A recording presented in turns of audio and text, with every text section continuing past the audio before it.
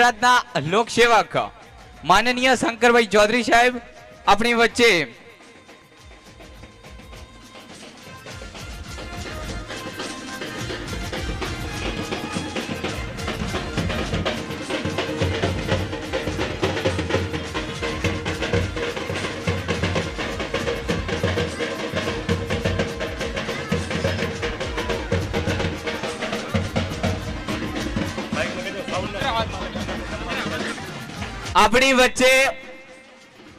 આપણા અધ્યક્ષ